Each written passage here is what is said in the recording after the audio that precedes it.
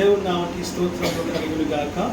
ఈ సాయంకాల సమయంలో మరొకసారి దేవుని సన్నిధిలో మనమందరం వచ్చి ఆయన నామాన్ని స్థుతించి కనపరచుటకు ఈ ఒక దిన ఉపవాస ప్రార్థనలో పాల్గొనటకు దేవుడు మనకు సహాయమును అనుగ్రహించిన అందును బట్టి ఆ దేవుడికి మనము కృతజ్ఞతాస్తుతులు చెల్లించవలసిన వారమై ఉన్నాం. హల్లెలూయా. రోజున మనకు ఈ ఒక దిన ఉపవాస ప్రార్థనలో ఒక అంశం దేవుడు మనతో మాట్లాడుతూ ఉన్నాడు. ఏంటి అంశము? మనస్సు. రైట్, మనస్సుని గురించి దేవుడు మనతోని మాట్లాడుతూ ఉన్నాడు. హల్లెలూయా, హల్లెలూయా. మన మనస్సుని గురించి మనం చూసినప్పుడు మన దేవుడి దగ్గర గమనించి మొదటిగా మనం చూసినప్పుడు కొలసలకు రాసిన పత్రికలో మనం 2వ అధ్యాయం 18-19 చూసినప్పుడు శరీర సంబంధమైన మనస్సును గురించి దేవుడు మనతోని మాట్లాడతాడు. రెండవదిగా 2వ పేతురు 2వ అధ్యాయం 14 చూసినప్పుడు అస్థిరమైనటువంటి మనస్సు గురించి మాట్లాడతాడు. ఇక మూడవదిగా మనం చూసినప్పుడు రోగులకు రాసిన పత్రిక 1:28-32 వరకు చూసినప్పుడు 2 భాగాలుగా దేవుడు మనతో మాట్లాడతాడు. అదేంటయ్యా అంటే భ్రష్ట ఆత్మ గురించి దేవుడు మనతో మాట్లాడారు. భ్రష్టమైనటువంటి మనస్సు గురించి దేవుడు మాట్లాడారు. దేవునికి చోటు ఇయ్యని మనస్సు. ఏ మనసుని? దేవునికి చోటు ఇయ్యని మనస్సు. ఎవరైతే దేవునికి చోటు ఇవ్వరో వారు ఎలా ఉంటారంట? భ్రష్టాత్మకు దేవుడు వారిని అప్పగిస్తారని దేవుని వాక్యము ద్వారా మనము గమనిస్తూ ఉన్నాం. ఇక 4వదిగా చూసినప్పుడు మనస్సుల గురించి మాట్లాడతాం. యాకోబు 1:7-8 చూసినప్పుడు ఏ మనస్సు? మనస్సు అనగా 2 మనస్తత్వాలు అన్న సంగతిని మనము జ్ఞాపకం చేసుకుంటున్నాం. ఆమేన్. హల్లెలూయా, హల్లెలూయా. 2 మనస్తత్వాలు కదా, 2 మనస్తత్వాల గురించి దేవుడు మాట్లాడారు. అంటే ఏంటిది, ఎలా ఉంటుంది? కొంచెం మనం చూసినప్పుడు దేవుని వాక్యం సెలవిస్తున్నటువంటి మాట ఏంటంటే, మనము పైకి ఒకలాగా కనబడుతూ ఉంటాం, లోపల ఇంకోలాగా మనము ప్రవర్తిస్తూ ఉంటాం. మందిరంలో ఒకలాగా ప్రవర్తిస్తాం, బయట ఇంకోలాగా ప్రవర్తిస్తాం. దేవుని సన్నిధిలో ఒకలాగా కనబడతాం, బయట ఇంకొకలాగా మనం కనబడతాం. 2 మనస్తత్వాలు, మనస్సును మనం కలిగి ఉంటున్నట్టుగా దేవుని వాక్యం ద్వారా మనం చూస్తున్నాం. సో ఈ మనస్సు అనేది చాలా ఘోరమైనటువంటి మాటగా మనం చూస్తున్నాం. ఒకసారి మాట చదువుకుంటూ అవుతుంది కదా. యాకోబు 1:7-8 మనం చదువుతాం.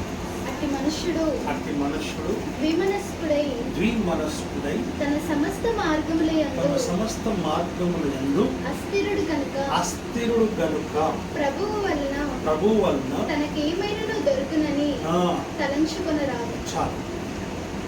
ద్విమనస్సు కలిగిన వాడు అస్థిరుడు కూడా అని వాక్యం చెప్తుంది. అనగా స్థిరమైనటువంటి వాడు కాదు, స్థిరమైన జీవితం కలిగిన వాడు కాదు. స్థిరమైనటువంటి వాడు ఎలా ఉంటాడంటే మనస్సు లేకుండా ఒక్క మనస్తత్వం కలిగి ఉంటాడని దేవుడి వాక్యం ద్వారా మనము చూస్తున్నాం. అట్టి మనుష్యుడు మనస్సు కలిగినటువంటి వాడు మనం చూస్తూ ఉంటాం. ఈ రోజున మనతో మాట్లాడటానికి ఆయన సిద్ధముగా ఉన్నాడు. ఆ వాక్య భాగం వరకు మనము వెళ్దాం. కీర్తనల గ్రంథము 12వ అధ్యాయం 2వ వచనం వరకు మనం చూద్దాం. 2వ వచనం మనం వెళ్దాం. ఆ 2వ వచనం మనం చదువుదాం ఒకసారి. అందరూ ఒకరితోనొకరు అబద్ధములాడుదురు, మోసకరమైన మనస్సు గలవారే ఇచ్చకములాడు పెదవులతో పలుకుదురు.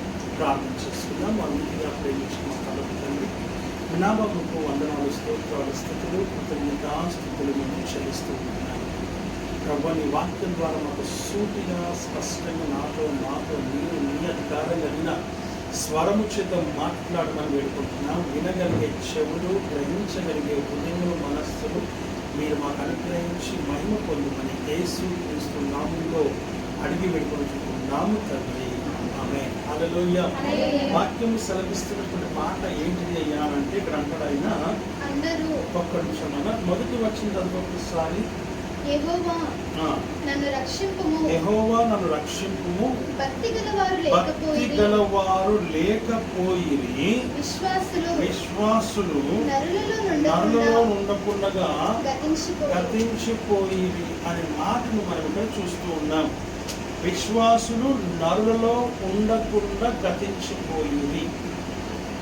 పైన మాట చూసినప్పుడు యెహోవా నన్ను రక్షింపుము, భక్తి గలవారు లేకపోయిరి. నన్ను రక్షింపుము, భక్తి గలవారు లేరు అంటున్నారు. భక్తుడు చాలా క్లియర్గా సుస్పష్టమైనటువంటి మాట ఏంటంటే, అయ్యా లోకంలో భక్తి గలవారు లేరు అని చెప్తూ ఉన్నాడు ఆయన. యెహోవా నన్ను రక్షించు, ఎందుకనంటే భక్తి గలవారు లేరు అని చెప్తూ ఉన్నాడు ఆయన. భక్తి గలవారు లేరు అంటే భక్తి లేని వారు ఉన్నారని దాని అర్థం. ఏమర్థం? భక్తి లేని వారు ఉన్నారని అర్థం.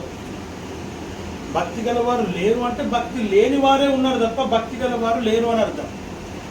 సో నన్ను ఈ భక్తి లేని వారి మధ్యలో నన్ను రక్షించు అని భక్తుడు కీర్తనకారుడు అడుగుతూ ఉన్నాడు. ఆమేన్. హల్లెలూయా. రెండో లైన్లో మనం చూసినప్పుడు విశ్వాసులు నరులలో ఉండకుండగా గతించిపోయినారని వాక్యం చెప్తుంది. విశ్వాసులు, ఈ మాట మనం గమనించదగినటువంటి మాట. విశ్వాసులు ఎవరు?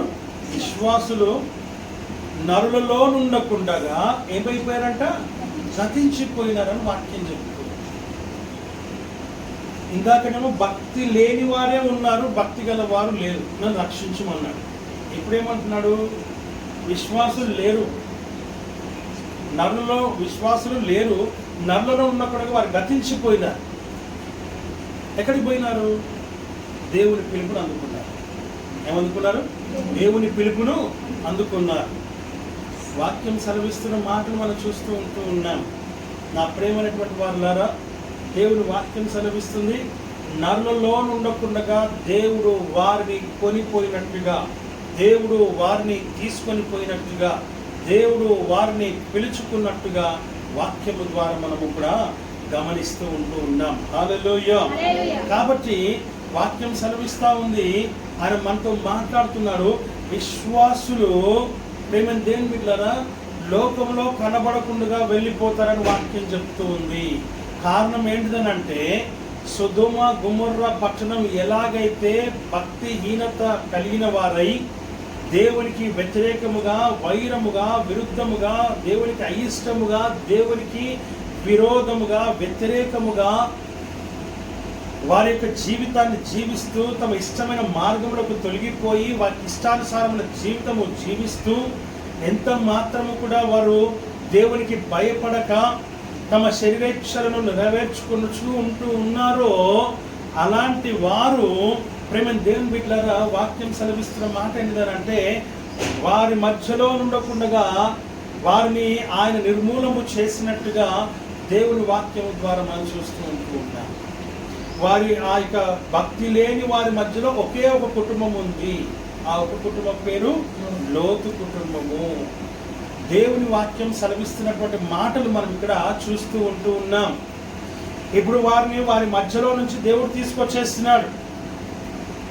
వారి మధ్యలో ఉండకుండా దేవుడు తీసుకొచ్చేసినట్టుగా చూస్తూ ఉన్నాం.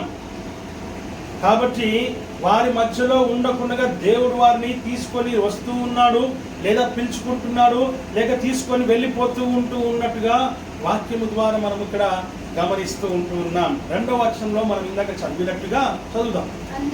అందరూ ఒకరితో ఒకరు ఏమాడుదురు? చెప్పాలి. ఏమాడుదురంట? ఒకరితో ఒకరు అబద్ధములాడుదురు అని వాక్యం చెప్తూ ఉంది. అనగా లోకములో అబద్ధము ఏలుబడి చేస్తూ ఉంది. ఏమి ఏలుబడి చేస్తూ ఉంది? అబద్ధమే ఏలుబడి చేస్తూ ఉంది. దేవుని వాక్యం సెలవిస్తున్న మాట ఏంటంటే, ఒక విశ్వాసి ఒక నీతిమంతుడు, ఒక నీతిమంతురాలు, ఒక దేవుని బిడ్డ, ఒక దేవుని సొత్తు, ఒక దేవుని పేరు పెట్టబడినటువంటి ఆ యొక్క జనము ఎలా ఉండాలి అని అంటే ఆయన అంటున్నాడుగా, వాక్యం సెలవిస్తున్న మాట ఏంటంటే వారి నోట సత్యం ఉండాలని. వారి నోట ఏముందంట? ఒకరితో ఒకరు అబద్ధమే చెబుతున్నారు తప్ప నిజము సత్యము వారిలో ఎంత మాత్రము లేదు అంటున్నాడు ఆయన. హల్లెలూయా. ఈరోజు మనకు కావాల్సింది నిజము కావాలి, సత్యము కావాలి, దేవుని సన్నిధిలో యథార్థత కావాలని వాక్యము ద్వారా మనము చూస్తూ ఉన్నాం. అందుకే భక్తుడు అంటున్నాడు, కీర్తనకారుడు అంటున్నాడు, 51 కీర్తనలు మనం చూస్తూ ఉన్నాం. ఆయన అంటాడు, యథార్థమైనటువంటి మనస్సును నాకు నా అంతరంగములో నూతనముగా పుట్టించుము అని చెప్తూ ఉన్నాడు. స్థిరమైన మనస్సును నూతనముగా పుట్టించమని చెప్తూ ఉన్నాడు. కాబట్టి ఇంకా క్లియర్గా ఏం చెప్తున్నా అంటే, అయ్యా నేను పాపంలో పుట్టినవాడును, పాపములోనే నేను జీవిస్తున్నాను, పాపమనే శరీరంలో నేను బ్రతుకుతూ ఉన్నాను, పాపమనే లోకంలోనే నేను ఉంటూ ఉన్నాను, కాబట్టి నన్ను జ్ఞాపకం చేసుకోమని భక్తుడు అడుగుతూ ఉన్నాడు, కీర్తనకారుడు అడుగుతూ ఉన్నాడు. నేను పాపములో పుట్టినవాడును, పాపములోనే నా తల్లి నన్ను గర్భము ధరించినది, నీవు అంతరంగంలో సత్యమును కోరుచున్నావు, ఆంతర్యమున నాకు జ్ఞానమును తెలియచేయము. ఆంతర్యమున సత్యమును దేవుడు కోరుతూ ఉన్నాడు. దేవుని వాక్యం నీ హృదయంలో దేవుడు ఏం కోరుతున్నాడంట? సత్యమును కోరుతూ ఉన్నాడు, నిజమును కోరుతూ ఉన్నాడు. ప్రేమ దేవుని బిడ్డ, వాక్యం సెలవిస్తున్న మాట, నీ హృదయము నీ మనస్సు దేవునికి సంబంధించినదై ఉండాలి. ఆదివారం దేవుడు మనతో మాట్లాడిన మాట ఏంటిదండి? మొదటి మాట, నువ్వు దేవుని సంబంధివై ఉండాలి. నువ్వు దేవుని సంబంధివి కాకపోతే దేవునికి ఇష్టమైన జీవితం నీ లోపట ఉండదు. దేవునికి ఇష్టమైన బిడ్డవైతే, దేవుని సంబంధమైతే దేవునికి ఇష్టమైన బిడ్డగా నువ్వు జీవిస్తావు. హల్లెలూయా. కాబట్టి వాక్యము సెలవిస్తున్న మాట ఏంటంటే, నీవు దేవుని సంబంధివా, లోక సంబంధివా, అపవాది సంబంధివా, శరీర సంబంధివా అని అడుగుతూ ఉన్నాడు ఆయన. ఏ సంబంధివి? నువ్వు దేవుని సంబంధముగా ఉండాలి, దేవుని సంబంధివై ఉండాలి, దేవునితో సంబంధము కలిగి ఉండాలి, దేవునితో సన్నిహిత్యం కలిగి ఉండాలి, దేవుని సముఖంలో ఉండాలి, దేవుని యొక్క సహవాసంలో ఉండాలి, దేవునితో కలిసి నీవు నడవాలి, దేవునితో కలిసి నువ్వు కూర్చోవాలి, దేవునితో కలిసి నువ్వు నడవాలి, దేవునితో కలిసి నువ్వు పడుకోవాలి, దేవునితో కలిసి నువ్వు నడవాలి, దేవునితో కలిసి నువ్వు మాట్లాడాలి, దేవునితో కలిసి నువ్వు చూడాలి, దేవునితో కలిసి నువ్వు వినాలి. హల్లెలూయా. దేవుడు లేకుండా నీవు లేవు గనక సమస్తము ఆయన మూలముగా కలిగింది, కలిగినది ఏది ఆయన లేకుండా కలగలేదు గనక ఆయనను కలిగిన బిడ్డపై నీవు ఉండాలని వాక్యము ద్వారా మనం చూస్తున్నాం. అప్పుడు నువ్వు దేవుని సంబంధిగా ఉంటావు. నువ్వు దేవుని సంబంధిగా ఉన్న నీవు ఎలా ఉంటావు అని అంటే, దేవునికి ఇష్టమైన బిడ్డగా నువ్వు ఉంటావు. ఆమేన్. హల్లెలూయా. హల్లెలూయా. దేవుని సంబంధం అయితే ఎట్లా ఉంటాం? నిన్న నేను ఇస్తారమ్మా ఇంట్లో నేను మాట్లాడుతూ వచ్చి కొన్ని విషయాలు మాట్లాడుతూ ఉన్నాను. ఆమేన్. హల్లెలూయా. అమ్మ గుడి కిందకి రాలేదంట, అమ్మ లేట్ అయిపోయింది.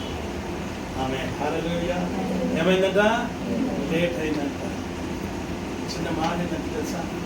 చిన్న మాట మన ఇంట్లో కానీ, మన ఊళ్ళో కానీ, మనకు తెలిసిన వాళ్ళు కానీ ప్రేమని దేని మీద వారు చనిపోయినారు అనుకోండి, లేకపోతే ఆపద వచ్చింది అనుకోండి, లేకపోతే ఇంకేదైనా అర్జెంట్ పని ఉందనుకోండి, మనం ఏం చేస్తామని? పని వదిలిపెట్టైనా, ఉద్యోగం వదిలిపెట్టైనా మనం పరిగెడతాం. దేవుని సంబంధివి దేవునికి సన్నిధిలో ఆదివారం నువ్వు కనబడకపోతే అది దేవుని శరీరానికి అవిత్తనము కలగజేసిన బిడ్డగా నువ్వు ఉన్నావన్న సంగతిని జ్ఞాపకం చేసుకో. హల్లెలూయా. హల్లెలూయా. దేవునికి నువ్వు ఏం చేయాలి? ప్రాముఖ్యతను నువ్వు ఇవ్వాలి.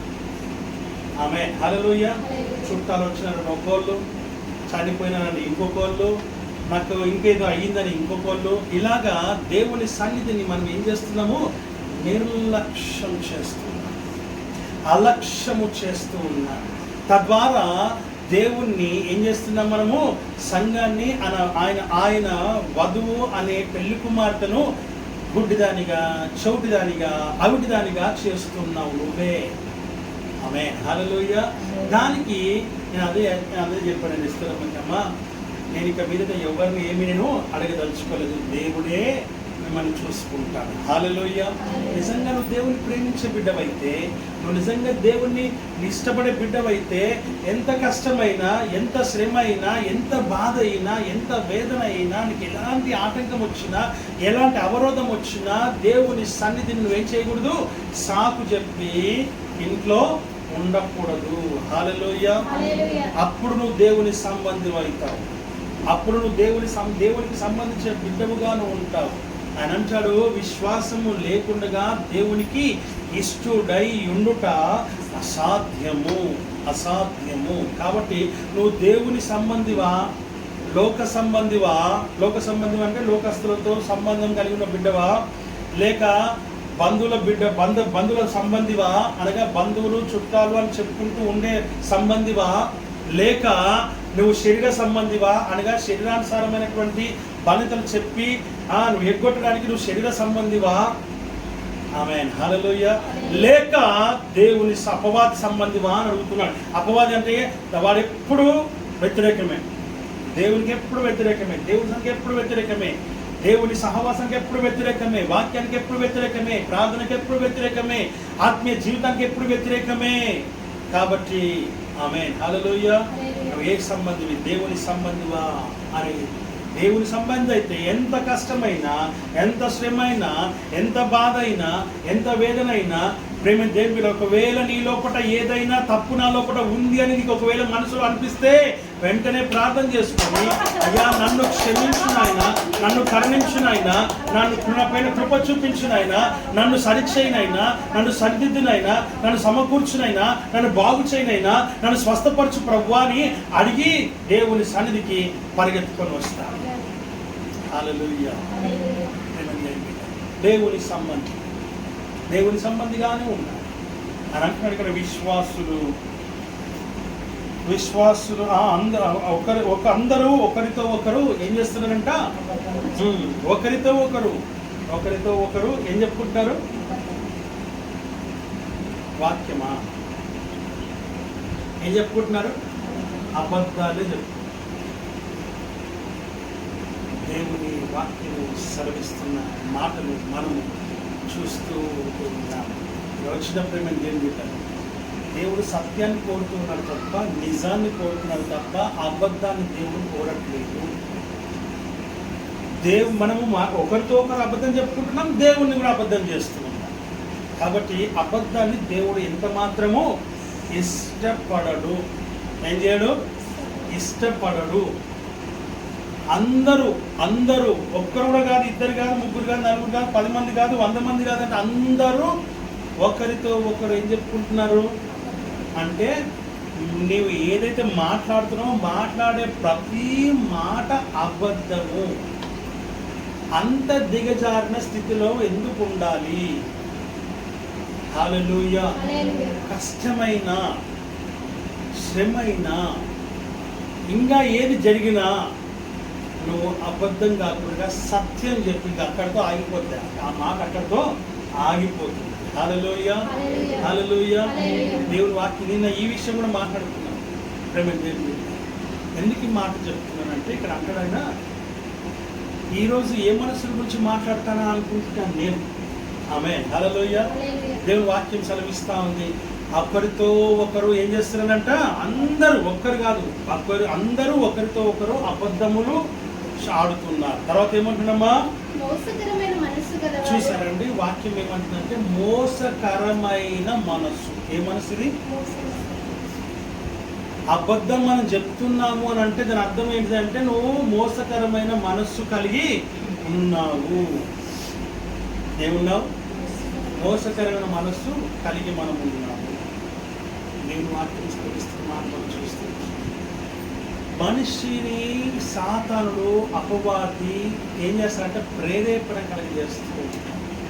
దేవుని ఆత్మను కలిగినటువంటి బిడ్డ ఎట్లా ఉంటుందని అంటే, ఆ ప్రేరేపణకి ఆ ప్రేరేపణకి ఎంత మాత్రము లోబడనేరదు.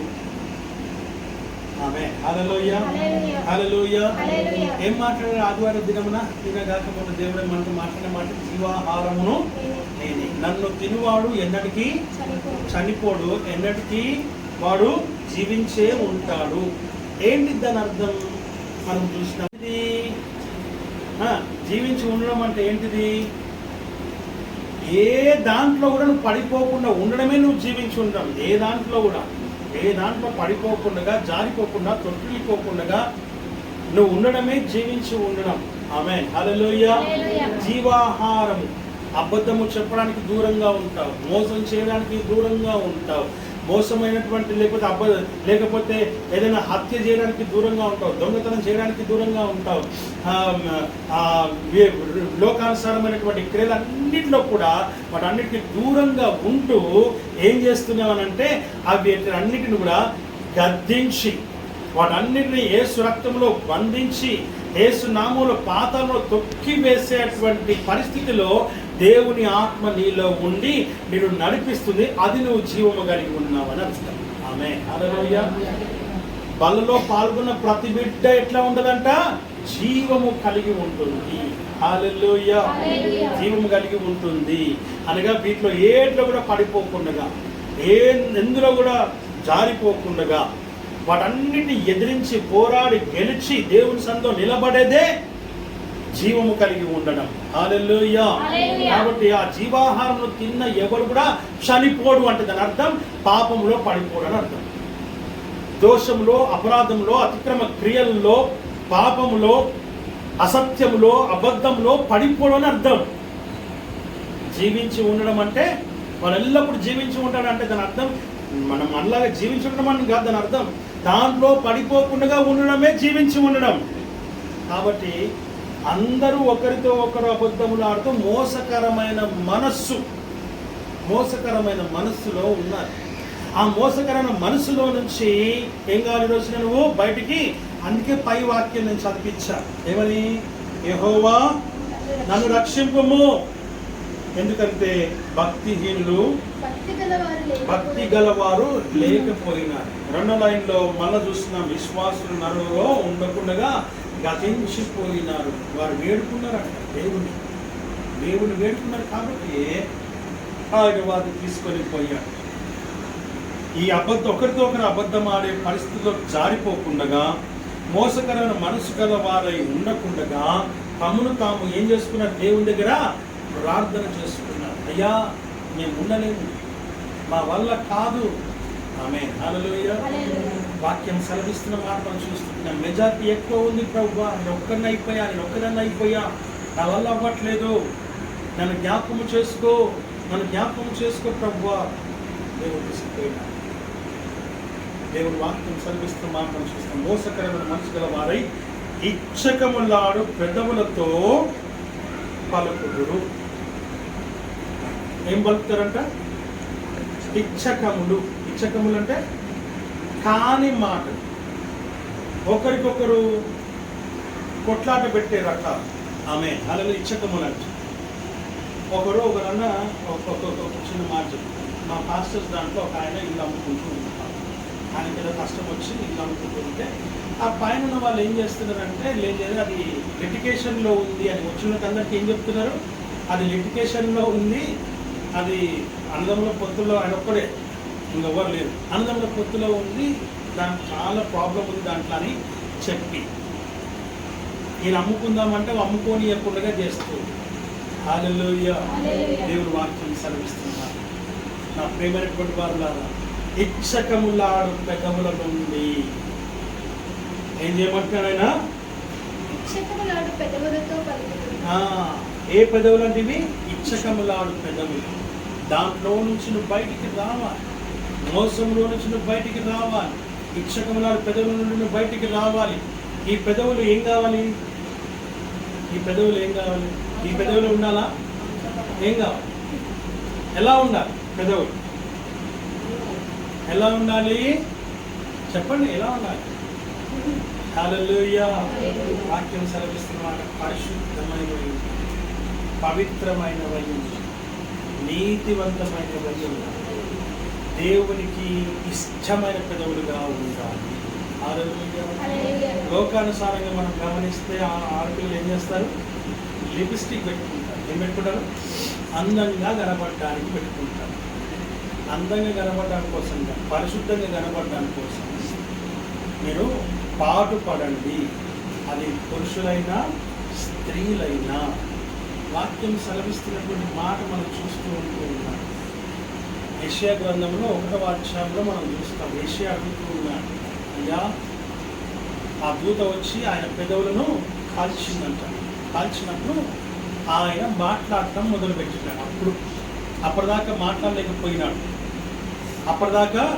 మాట్లాడలేకపోయినాడు. ఎందుకు మాట్లాడలేకపోయినాడు అని అంటే, అప్పుడు ఆయన శరీర సంబంధమైన పెదవులు కలిగిన వాడై ఉన్నాడు.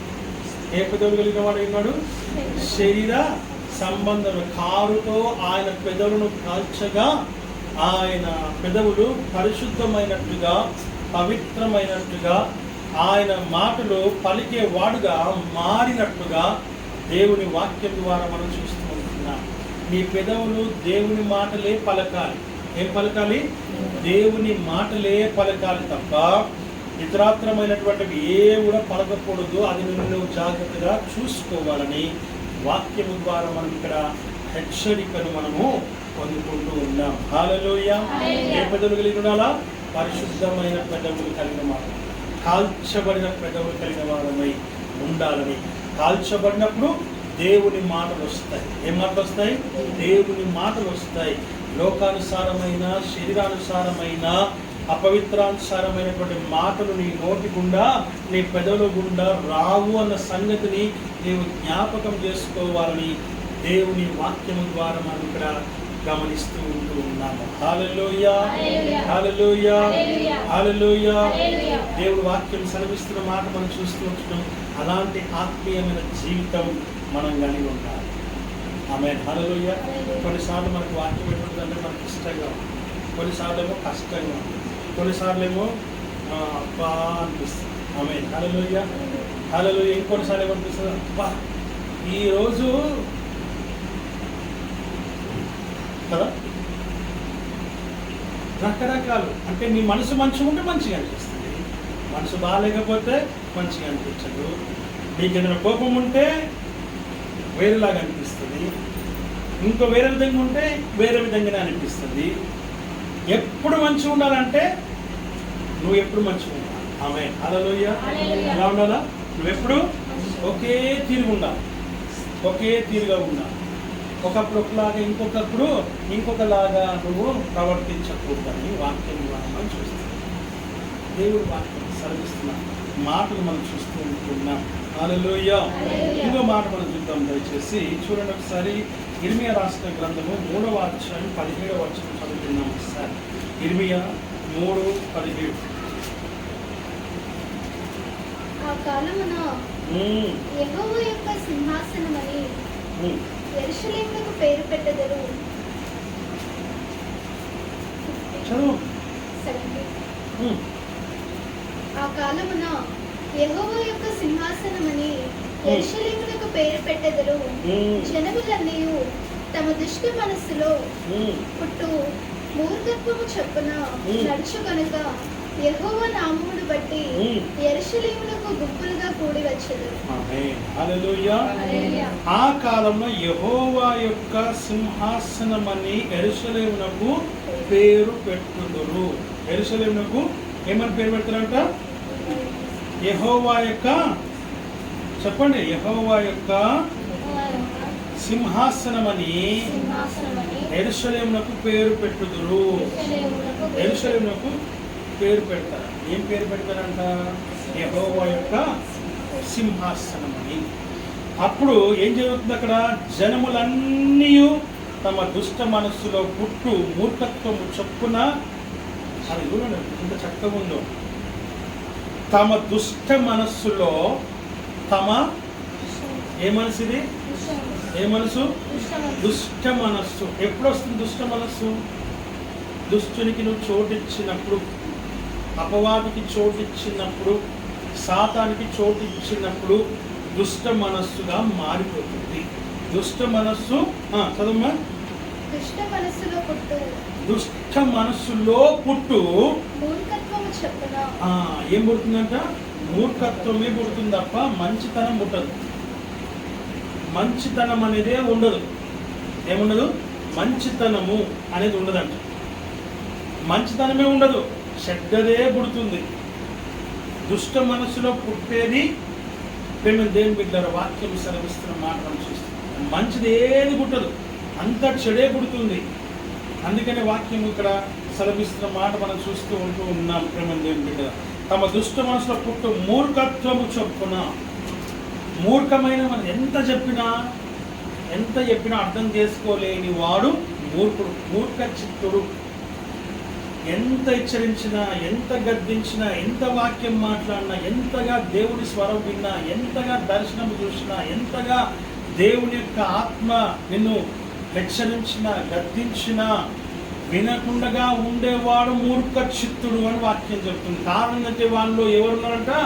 దుష్టుడు ఆ మనస్సులో ప్రేమ దేవుని మీద తిష్ట వేసుకొని కూర్చున్నాడు కనుక మంచిది ఏది కూడా వానికి ప్రేమ దేవుని మీద ఉండదు. కనుకనే వాని దుష్ట మనస్సులో మూర్ఖత్వము పుట్టు మూర్ఖత్వం చొప్పున నడుచుకొనక. ఇక్కడ అంటాడు ఆయన అందు గురించి.